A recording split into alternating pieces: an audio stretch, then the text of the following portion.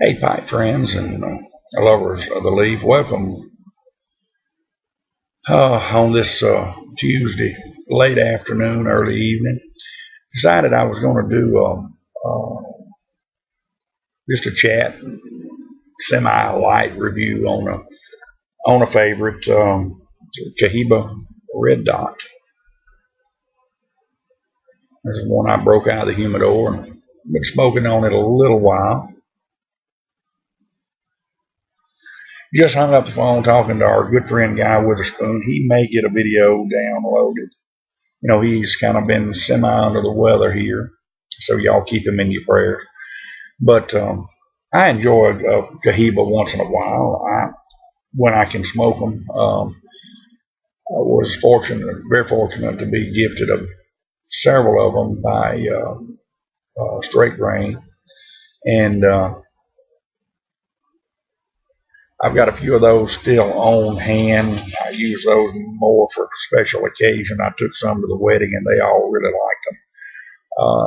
And of course 2 or 3 red dots too. But the Cohibas that were gifted were more on the lines of, well, imported, should we say, and we'll leave it at that. But so I only break those out for special occasions. But these are some that I won off of a bid on cigarbits.com, and some of them may have came in a bundle sampler deal from Cigars International. I can't really remember, but this cigar will run you.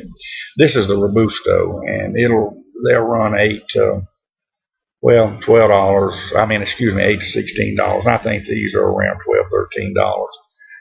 Pretty much you can find them. I may be wrong on that, but I'm thinking $12, $14 range would be in good shape. Find them on sale a little less than that. And of course, if you catch them on cigar bids or whatever, I have gotten them in some bundles where you got either 4 or 3 of them, and if you average them all out, they're $3 or $4 a piece, based on buying 20 and getting them for $60. You know, 20 assorted cigars, and 4 of them would be Cohibas, and it gives you $4 a piece, and that's the way to buy them.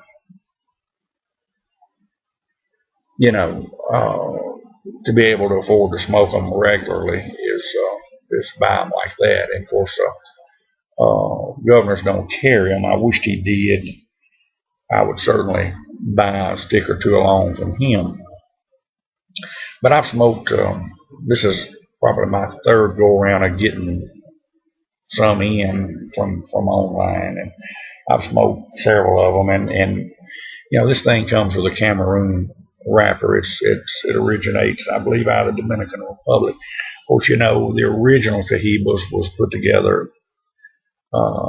Castro found this particular roller that was rolling the cigars, and he liked them so much that he put some more people rolling with this guy, and they used them to pass out to higher ups in government and whatnot.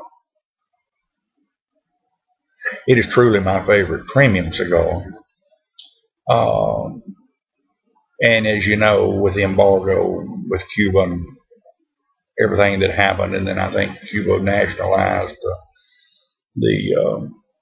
Castro nationalized a lot of the farms, so a lot of these tobacco farmers fled and took their seeds with them. So a lot of the seeds originate from the Cuban seeds, and you know, you get some Dominican blends or Nicaraguan blends, and honestly, some of those smoke just as well as the Cubans.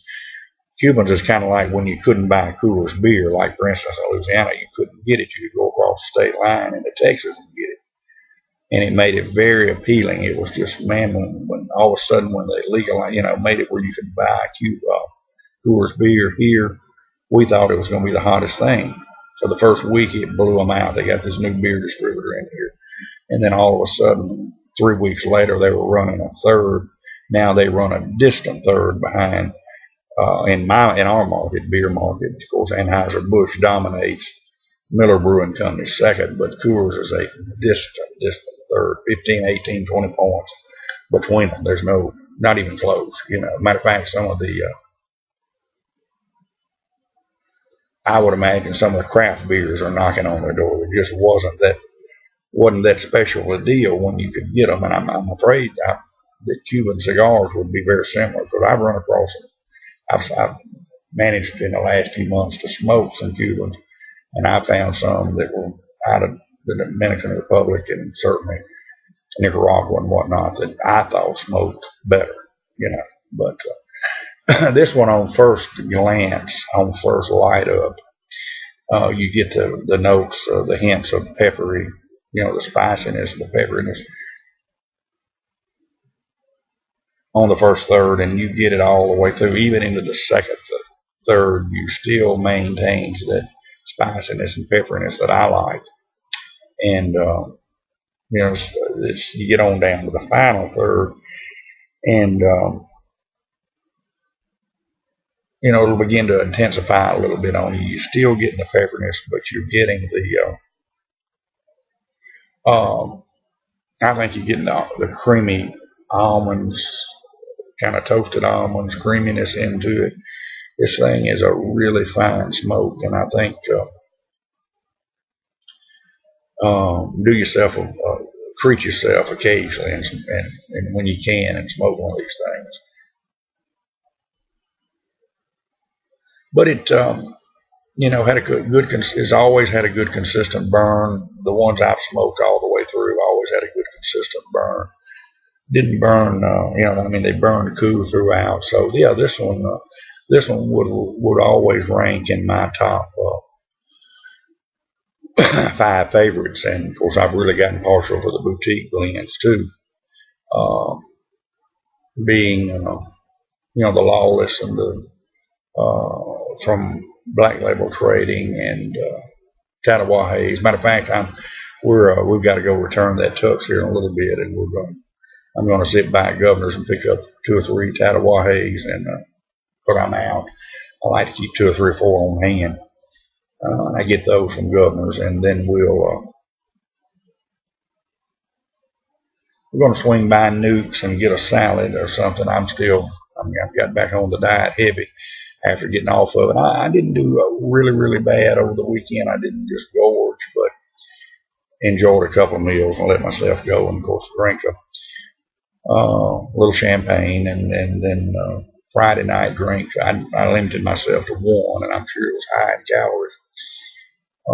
The Fat Tire, the New Belgian brewery deal, that amber ale, and I bought some of that around at the store. Got online to see who carried the thing, and in this area, and lo and behold, they've got it around the corner. So it's a fine craft beer. I'm going to do a little review on it.